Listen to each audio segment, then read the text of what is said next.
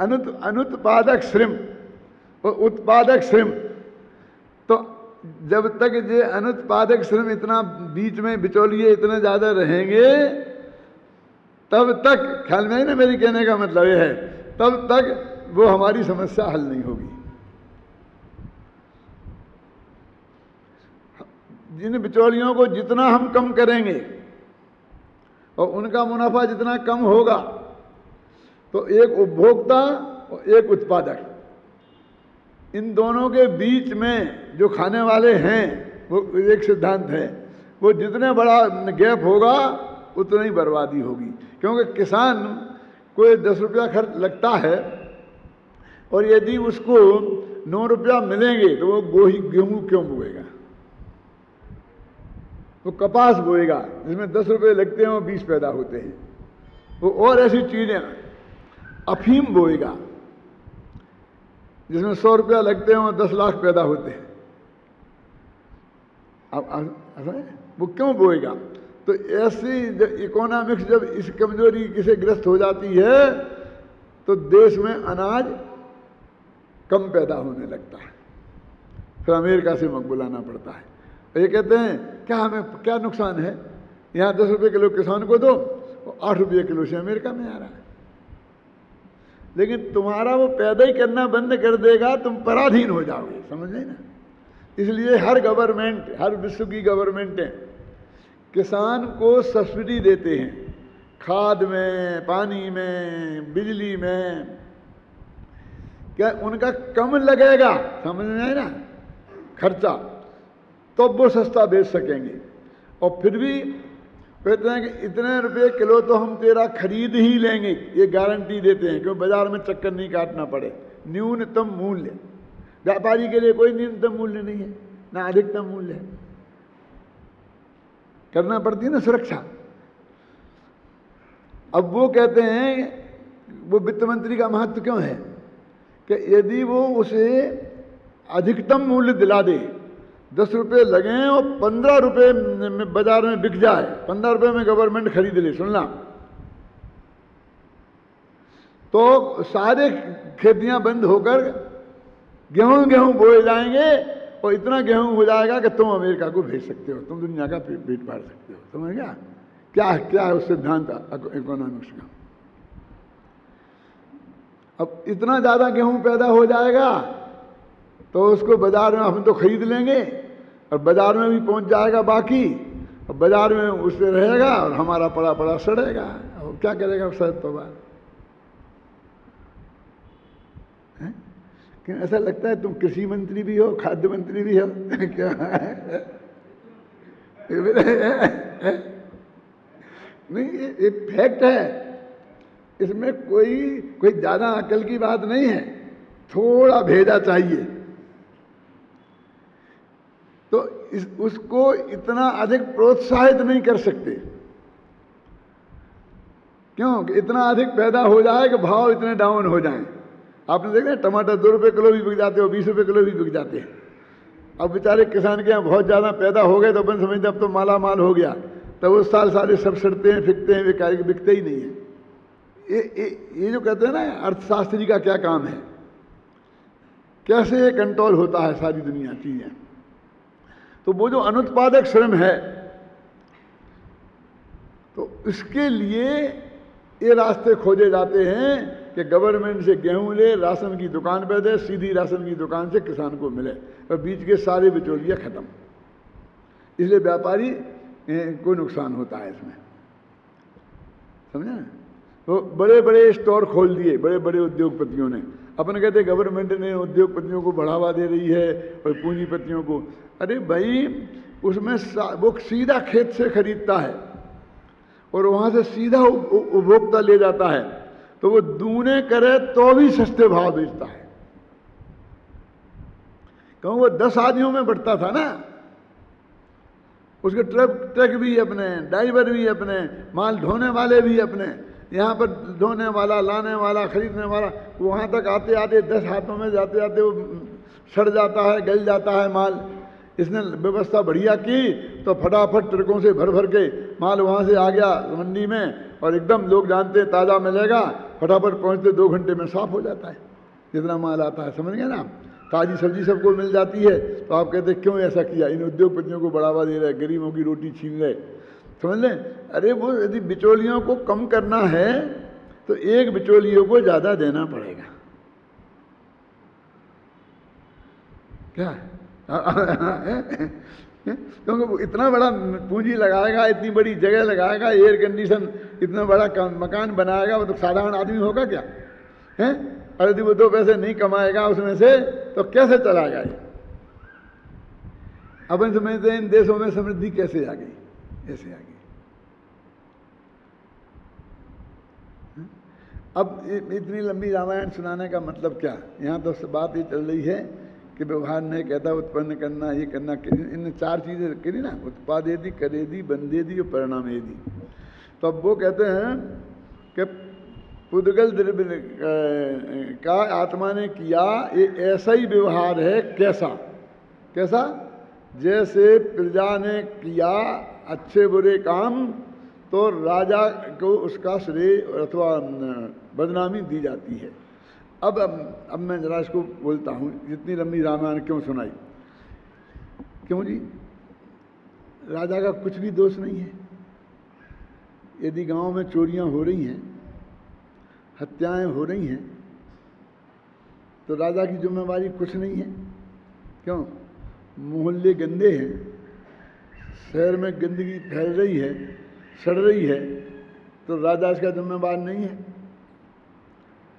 एक नेमचंद भाई थे, पहले आप लोगों ने शायद किसी ने नहीं देखे होंगे, एक आध आदमी होगा, रखियाल वाले कहलाते थे, लठ छापा भाषा में प्रवचन करते थे। ये सब बिना शास्त्री वाले विद्वान थे, गुरुदेव से शक्ति करके। ये कैलाश चंद जी बुलंदसर वाले, नेमीचंद जी जो लठ भाषा में, कड़क भाषा में बोलते थे, बहुत मुमुक्षु उन लोगों से तैयार भी हुए और झगड़े भी बहुत उनने कराए उन झगड़े वाली भाषाओं से। एक शकरचंद जी और एक कैलाश चंद जी, इन 2 उत्तर प्रदेश के थे, पश्चिमी उत्तर प्रदेश के। इन दोनों की वजह से पूरा उत्तर प्रदेश वर्षों तक तत्व ज्ञान से शून्य रहा, क्योंकि जो लठसा भाषा में बोलते थे सारी समाज उसके विरुद्ध हो जाती थी। जब अपन ने ये सब ट्रेनिंग दी, लोगों को समझाया, शुद्ध भाषा सिखाई, ये किया, ऐसा किया, ऐसा किया, तब यहाँ प्रवेश हुआ है। इसलिए मैं 10 साल तक गुरुदेव की आज्ञा से पूरा दिल्ली से देहरादून तक ही मैंने अपना ध्यान केंद्रित किया। हर पर्यूषण उधर का किया, हर फंक्शन में साल में 10-10 दफे वहाँ किया, पंचकल्याणक वहाँ किए। कहाँ से? दिल्ली से देहरादून तक, पश्चिमी यूपी में हैं। और तब फिर धीरे धीरे इमेज बदली कि भाई ये ऐसी बात नहीं है।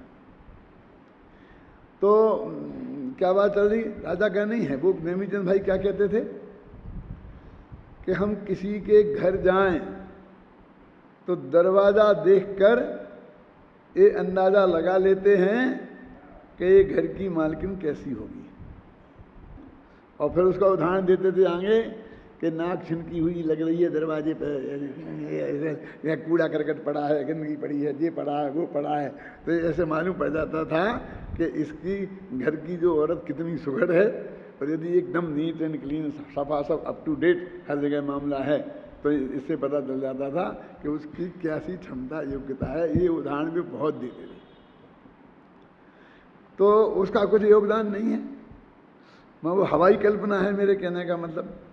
कि यदि प्रजा में दोष देखा तो ये उनका दोष नहीं है, और गुण देखा तो गुण नहीं है। एक पूरी कल्पना लोग की उड़ाने हैं क्या ये?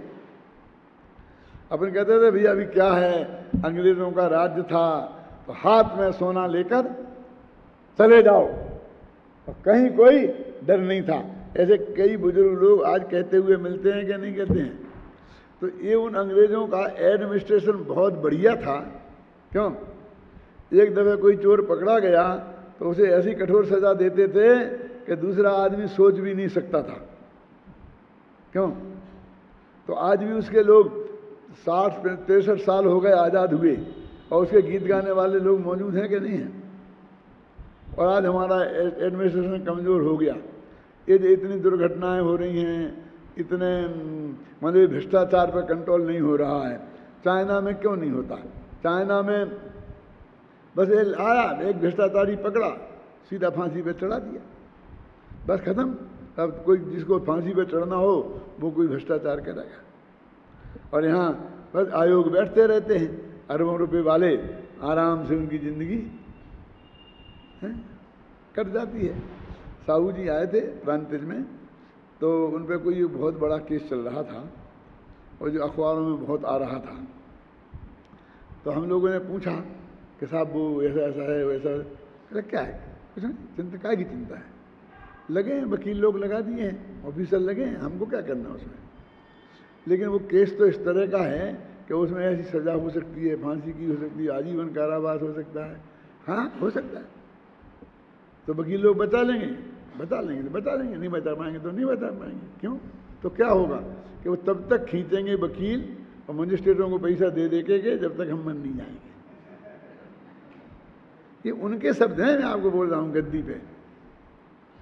90% उद्योगपतियों की यही हालत है, 50 केस चल रहे हैं और उनके उद्योग चल रहे हैं आराम से। क्यों? क्योंकि वो मजिस्ट्रेट घूस लेके भी उन्हें बचा नहीं सकता। अखबार वाले बैठे, शत्रु बैठे, कानून बैठी, ख्याल में आई ना? बस वो तो टल्ला लगा सकता है, इसके ही करोड़ों लेता है। क्या कि केस को लेने पे आने नहीं देगा, हाई कोर्ट में केस को लगने ही नहीं देगा, सुप्रीम कोर्ट में केस को लगने ही नहीं देगा। आप समझ गए ना? सजा हो गई है, बस खत्म। कब तक? जब तक उसकी मृत्यु नहीं हो जाए, और बाद में मृत्यु होते ही जितने कहते हैं इतने केस पड़े हैं और जिनको कोई निपटारा नहीं हो रहा है। लेकिन मैं पूछता हूँ जितने कितने निपट गए, वो सब मरने की वजह से निपट गए। यदि लोग नहीं मरते तो देश ही पड़े रहते, इनने थोड़ी निपटाए।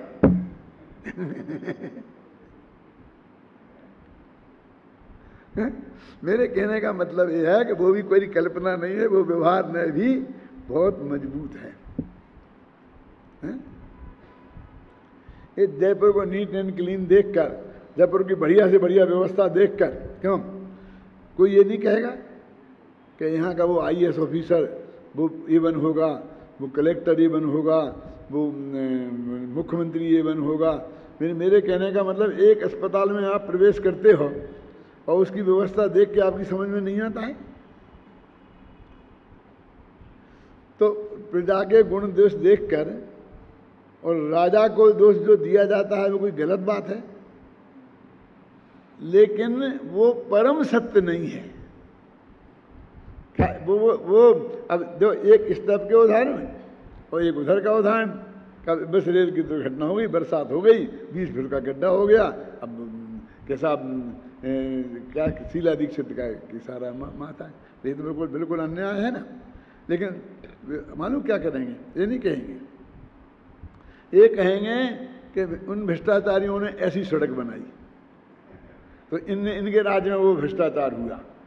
फिर ये कहेंगे उसके बाद ने मैनेजमेंट नहीं किया, जो लोग मरे उनकी व्यवस्था नहीं करी, उनको मुआवजा नहीं दिया, उनको सहयोग नहीं दिया, फिर दूसरा अल्टरनेट रूट नहीं बनाया निकलने के लिए, इसकी व्यवस्था में बहुत देरी करी, वहाँ चाय पीते रहे आराम से और यहाँ पर गड्ढा खुदा रहा। अब चाय बंद करने से गड्ढा खुद जाएगा क्या? एक गृह मंत्री का पद सिर्फ इसलिए चला गया कि उसने कहा कि मैं कपड़ा पहन के आता हूं, बस खत्म। कि अब नंगे थे क्या? उन कपड़ों में नहीं जा सकते था? कपड़ा बदलने की क्या जरूरत है? पीछे पड़ गए बेचारे ने। इतना कह दिया कि नीट एंड क्लीन रहना, अच्छे कपड़े पहनना, ये भी कोई पाप है? बस फिर दूसरा बड़ा अपराध हो गया। मेरे कहने का अर्थ है कि प्रजा के दोष और गुणों का उत्पादक राजा को कहा जाता है, वो भी हवाई कल्पना नहीं है, उसका भी बहुत ठोस आधार है, लेकिन परम सत्य नहीं है। क्या उसमें और भी बहुत फैक्टर काम करते हैं, हम समझ गए ना? में तो ये जो कथन है कर्मों का कहना, ये भी बिल्कुल वैसा नहीं है। बाकायदे हमारे राग जैसा होता है उसके अनुसार कर्मबंध होते हैं। वो हवाई कल्पना नहीं है मेरे कहने का मतलब। हमें मनुष्य आयु बांधे बिना माँ के पेट में नहीं आ पाए हैं, और स्टाफ के राग किए बिना ये सारा हमारी जो है ना, ये हम शांति से यहाँ बैठ करके तब तो हम बोल रहे हैं और आप सुन रहे हो। तो इसमें भी उस कर्म के उदय का बहुत योगदान है। किसके कर्म का उदय का? हॉल के। अरे एक एक व्यक्ति के। क्या आप बैठे हो तो आपके, हम बैठे हैं तो हमारे। जितने लोग इसके लाभ ले रहे हैं उनके एक एक का पुण्य कर्म का उदय के बिना वो लाभ ले सकते थे। हाँ बोलो हुकुमचंद जी, आपके पुण्य के लाभ के बिना आपको ये मिल सकता था ये लाभ लेने के लिए? ये तो एक कल्पना लोग की उड़ान है, नहीं है ना। अब फिर हम कहेंगे गोदका जी के प्रताप से भी बना गए रख गए तो इतना बढ़िया ये हो गया तो हम सुन रहे आज, नहीं तो कहाँ बैठते। गुरुदेव के प्रताप से तत्व ज्ञान हमको मिल रहा है। अब मतलब सारी कितने फैक्टर हैं, हर एक के पुण्य का उदय, पाप का उदय, वर्तमान योग्यता, वर्तमान रुचि, हर एक की कितने कितने कारण हैं। लेकिन जब भी चर्चा आती है तो गुरुदेव आज 30 साल से गए हैं लेकिन उनका पुण्य प्रताप अभी खत्म नहीं हुआ। तो क्यों जी? उनका पुण्य प्रताप जहाँ भी होंगे वहाँ चल रहा होगा कि यहाँ है? वहाँ जो उनको अनुकूलता मिल रही होगी, स्वर्ग में होंगे तो उनका पुण्य का उदय वहाँ चल रहा होगा कि यहाँ है? तो यहाँ वास्तव में किसका चल रहा है? हाँ, आदि अनुकूलता है तो हमारा तुम्हारा। गोदका जी ने ये हॉल बना दिया था, मैं इसमें प्रवचन करता था और वो आते थे 8-8 महीना रहते थे अमेरिका, तो 1-2 महीने को आते थे प्रवचन करते थे। तो मैं कहता था कि ये तो हमारे पुण्य के उदय से बना है, तुमने बनाया है, इसमें तो क्या दम है? तुमने तो वो भाव किया था जिससे वो पैसा इकट्ठा हुआ था। अब क्या था, पुण्य पाप में झगड़े में नहीं पड़ना चाहता हूँ, क्या तुम्हें तो जिम्मेवारी उसकी मिलेगी, इसका लाभ तो पूरा हम ले रहे हैं ना। क्यों? एक उदाहरण और देता था बहुत मार्मिक, सुनो कि यदि आज से 50 वर्ष पहले मेरे माँ बाप किसी ज्योतिषी से, विद्वान से, मुनिराज से, अवधिज्ञानी से पूछते कि ये हमारा बेटा जिंदगी भर कहाँ रहेगा, और वो आकर के यहाँ ला कर के बताते कि यहाँ रहेगा। क्यों? तो जब ये उस वक्त 50, आज से 100 वर्ष पूरे कर लो, क्यों? तो 100 वर्ष पहले यहाँ क्या था मालूम?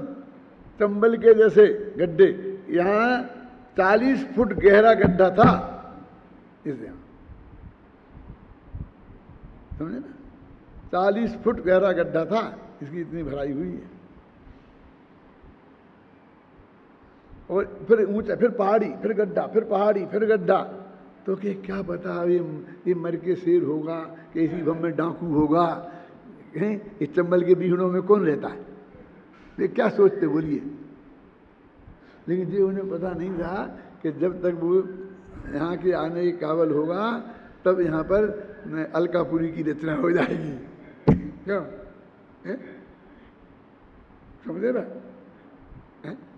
और हम तो यहाँ पर जैसे आकाश मार्ग से उतर के आते हैं ना, तीर्थंकर का जन्म होता है ना, तो वो सारी व्यवस्था पहले अप टू डेट होती है, नीचे एकदम बढ़िया। क्यों? ऐसे उतर के आ गए, ये बना के तैयार हो गया, हम आगे ठाठ से रह रहे, हम उसका उपयोग हम कर रहे, पूरा भोग रहे हम, और जो अभी भी 7 समुंदर पार क्यों पड़े रहे, चक्कर काट रहे हैं, कुछ आत्मा फात्मा की बात मिल नहीं रही। बोलो किसके पुण्य के उदय से? लेकिन कहा तो यही जाएगा, उनका पुण्य प्रताप है। अब एक कहने को नहीं रोक सकते तुम, यदि इसके विरुद्ध में उनने क्या किया, कुछ नहीं, हमारा है, गए काम से। लोक का स्वरूप ऐसा है। तो वो जो महिमा गाई जाती है वो भी कोई कल्पना लोक की उड़ान नहीं है, उसका भी ठोस आधार है। देखो टीका पढ़ते हैं अपन। वस्तुतः है आत्मा व्यापक भाव के अभाव के कारण प्राप्य विकारो निर्वृत्त। देखो यहाँ भी वही ले लिए उनने टीका में, जिनकी अपन ने चर्चा की ना अभी। ऐसे पुद्गल द्रव्यात्मक कर्म को ग्रहण नहीं करता, परिणमित नहीं करता, उत्पन्न नहीं करता और न उसे करता है, न बांधता है। फिर भी अर्थात व्यापक भाव का अभाव होने पर भी प्राप्त विकारो निर्वृत्त रूप पुद्गल द्रव्यात्मक कर्म को आत्मा ग्रहण करता है, परिणमित करता है, उत्पन्न करता है और बांधता है। इस प्रकार का जो विकल्प है वह वस्तुता उपचार ही है। व्यापक भाव नहीं है, इसलिए करता तो है ही नहीं। और ये जो कहा जाता है तो बिल्कुल वो उपचरित कथन है। और वो उपचरित कथन इतना व्यापक है कि वो निश्चय का कथन तो कोई सभा में कहीं होता होगा, और ये गली गली में होता है, समझिए ना। यदि कोई कहे कि किस प्रकार, तो कहते हैं कि जिस प्रकार प्रजा के गुण दोषों और प्रजा में व्यापक भाव का अभाव होने से, व्यापक भाव होने से प्रजा ही अपने गुण दोषों की उत्पादक है। क्योंकि प्रजा और उसके गुण दोष, उसका उसमें, प्रजा तो एक समूह का नाम है, तो एक व्यक्ति के साथ लेना अभी कॉमन बात है। यह स्वभाव से ही सिद्ध होने पर भी प्रजा के गुण दोषों और राजा में व्यापक भाव का अभाव होने पर भी उपचार से कहा जाता है कि प्रजा के गुण दोषों का उत्पादक राजा है। उसी प्रकार पुद्गल द्रव्य के गुण दोषों और पुद्गल द्रव्य में व्यापक भाव का भाव होने से पुद्गल द्रव्य ही अपने गुण दोषों का उत्पादक है। यह स्वभाव से ही सिद्ध होने पर भी पुद्गल के गुण दोषों और आत्मा में व्यापक भाव का अभाव होने पर भी उपचार से कहा जाता है कि पुद्गल के गुण दोषों का उत्पादक जीव है। इन गाथाओं में अंतिम रूप से यह स्पष्ट कर दिया गया है कि आत्मा ज्ञानावरणादि द्रव्य कर्मों का कर्ता नहीं है, क्योंकि यह आत्मा ना तो उन्हें उत्पन्न करता है, न करता है, न परिणमित करता है, न ग्रहण करता है और न बांधता ही है। देखो, करुणा योग का पूरा राजमहल इस पे ही खड़ा है। जो जैसा सो करे सो भरे, और तुम जो करोगे उसका फल है। कर्म बंधे बिना रहेगा नहीं, कर्म कभी छोड़ता नहीं किसी को। तो ये समझ लो, समझे ना। तो एक बात को इस भाव से करोगे तो ये करेगा, इस भाव से करोगे तो ये करेगा, इस भाव से करोगे तो ये करेगा। इतनी बारीकी जो निमित्त संबंध को बताएगा, वो उपादान उपादेय संबंध की बात ही नहीं करता।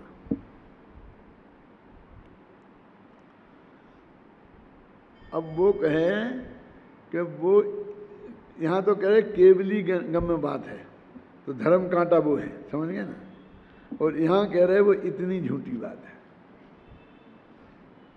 इतनी चौड़ी खाई है। क्या दिलीप भाई है? इसका पूरा बैलेंस समझे बिना